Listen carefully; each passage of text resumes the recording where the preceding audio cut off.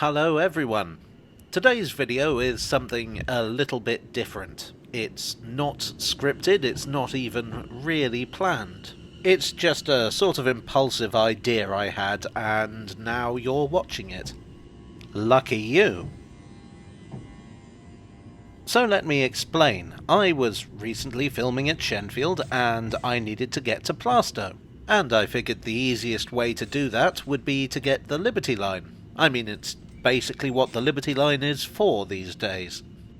And as I sat there in my carriage waiting for the off, I thought, why not film this? So here we are. Now, the Liberty Line is a bit of an odd one. I've heard somebody, I forget who it was who said it, it might even have been someone in my own comments, described it as the Waterloo and City line of the Overground, and I rather like that description. It's quite apt. It shuttles between two destinations. There is an intermediate station, which is Emerson Park, but it feels very different from the other Overground lines. I understand it's technically classed as a rural line these days, or so says Wikipedia at least. It's been known by many names over the years. I've always known it as the Romford-Upminster line. It was nicknamed the Romford Push and Pull. There probably are people who still call it that. It had the nickname of One Lung Charlie, which, as I may have said before, is my favourite nickname for any train ever, and I think the line should have officially been called that. But they chose the Liberty Line instead, which is fine. I mean, it's a name of historic significance. So let me consult my notes. I don't have a script, but I did scroll down some notes. So the name the Liberty Line comes from the fact that this was a royal liberty between 1465 and 1892. There was a royal manor here, and the king was nominally in charge, but obviously he was busy doing, regal stuff. So that gave the residents of the local area a lot of freedom. This empty carriage represents freedom, I guess. I don't really know what I was thinking when I took that shot. Presumably something about how quiet this line is during the day on a weekday. Anyway, since the government weren't in charge and the king wasn't there, the residents got, among other things, freedom from taxes, they got to organise their own law enforcement, such as it was, and they founded Romford Market. Is Romford Market a lawless place? I've never been there myself. So that's why it's now called the Liberty Line. I hope you don't mind me having a bit of a rant here, a sort of bijou rantette if you like.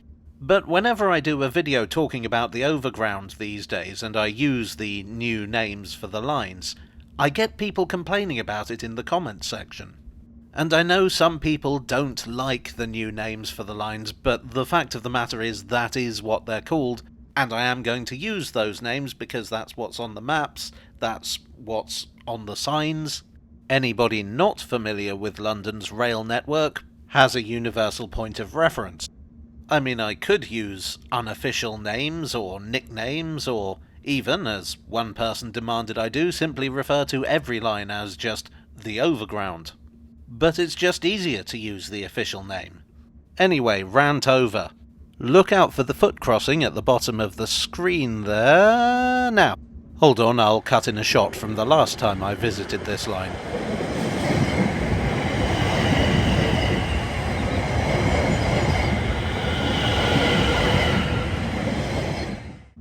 Most lines in London are way too busy for that sort of thing to be safe. But there's only one train every half hour on the Liberty Line. Just one train zipping back and forth.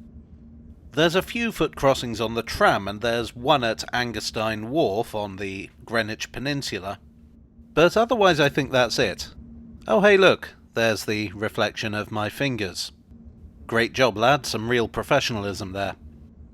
I have to say, for a rural line, the scenery on the Romford-Upminster...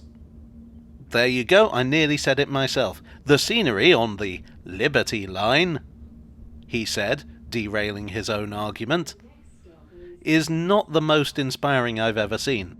I am going to leave that blooper in as a cautionary tale. What it's a cautionary tale about, I don't know. Let's say it's about the importance of good posture. We will soon be arriving at Emerson Park, At which point I will realise that I am on the wrong side of the carriage to film us pulling into the platform. There we go. I'm also going to change sides, just for a bit of variation. Actually, Emerson Park is the whole reason this line survived. The line was opened in 1893 by the London Tilbury and Southend Railway. Oh, hold on, here we go again. Its real purpose was to provide a connection with the Great Eastern Railway at Romford. And in theory, that would give both lines better coverage of some lucrative freight markets. But the Great Eastern Railway had other ideas. They refused to allow the Tilbury boys a direct connection, instead forcing them to build a separate station off to the side at Romford. In 1909, the station at Emerson Park was opened. It was really just a halt, a single platform dealie for the locals. Anyway, fast forward to the nationalised system under British Railways and the modernisation plan. Now, the modernisation plan hated these weird little branch lines. Actually, I happen to have a copy of the report. Here it is on the list of services to be withdrawn. Don't worry, you're not missing much out the window. Anyway, the commuters at Emerson Park kicked up an enormous stink about this, and BR gave it a reprieve.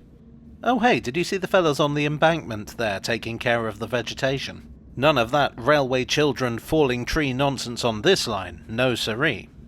Under privatisation, the line was run by Greater Anglia, and in May of 2015 it became part of the Overground. It was upgraded and it became more popular than possibly it's ever been.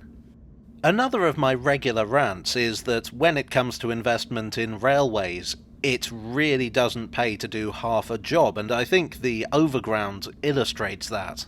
The lines have been upgraded, and in all cases they're more popular, whereas BR were content to do the bare minimum. They assumed that low passenger numbers simply meant that it wasn't worth investing.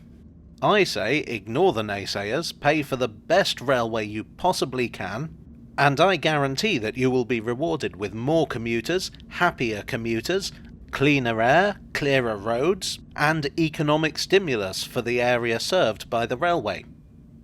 You know, for whatever the guarantee of a train nerd on YouTube is worth.